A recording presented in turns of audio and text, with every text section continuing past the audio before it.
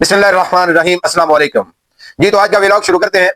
America, Iran और Israel जंग एक इंतहाई खतरनाक मोड़ में दाखिल हो चुकी है, क्योंकि अमेरिका और इसराइल इस जंग से निकलना चाहते हैं, लेकिन ईरान इसको मंतकी इंजाम तक पहुंचाना चाहता है ताकि हर साल 2 साल के बाद दोबारा ये सिलसिला शुरू ना हो सके। ईरान के लीडरशिप अक्सर शहीद हो गए, लेकिन उनके इदारे मजबूत थे, उनकी अफवाज मजबूत थी, तो वो अपना भरपूर दिफा और काफरों को रिस्पॉन्स भी बेहतरीन कर रहे हैं।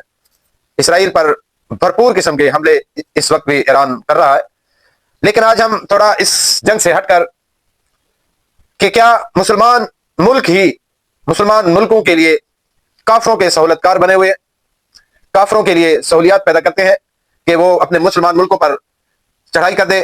कभी वो लीबिया, कभी वो शाम, कभी वो ईरान, कभी वो लबनान, कभी उर्दन, कभी अजरबैजान, कभी कोई मुल्क, कभी किसको धमकी 57 इस्लामी मुल्क, लेकिन बंदे दा पुत्र एक भी नहीं। इसकी वजह यह कि अगर आप देखें तो हम तुर्की को समझते हैं कि वो खलीफतुल मुस्लिमीन बनने के लिए तैयार है। सदर उर्दगान साहब, मुसलमान दुनिया में उनकी बहुत इज्जत और इकराम है, लेकिन उन्होंने इसराइल को तस्लीम किया हुआ है। अजरबैजान इस्लामी मुल्क है, उन्होंने इसराइल को तस्लीम किया हुआ है। सफारती तिजारती तल्लुकात, तुर्की के सफारती तिजारती तल्लुकात इसराइल के साथ 2 साल के करीब कत्लेआम होता रहा फलस्तीन में, फलस्तीनियों का गजा तबाह हुआ। दोनों मुल्कों ने तजारत बंद नहीं की।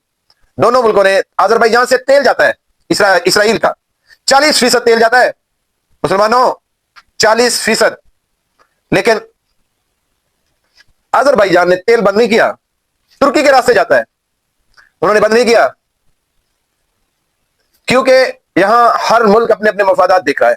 उम्मत की बात, उम्मत के लिए लीडरशिप की बात, खलीफतुल मुस्लिमीन बनने की बात, ये कोई नहीं सोचता। सिर्फ वक्ती अपने फायदे और अपनी सोच के तहत हम उम्मत मुस्लिमा इस वक्त चल रहे हैं। आप इधर आ जाए, इराक तबाह हुआ, कौन था सहूलतकार? शाम तबाह हुआ, कौन था सहूलतकार? मुसलमान मुल्क थे।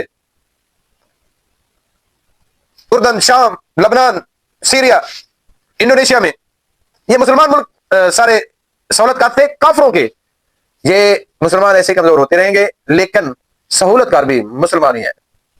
मुसलमानों में गद्दार भी मुसलमान ही है। जैसे आप देख रहे हैं, रजा पहलवी खुद बैठा है अपने बादशाह के इंतजार में, बादशाहत के इंतजार में। دلاوران گارد جاویدان، به شما به شجاعت و فداکاریتان درود میفرستم.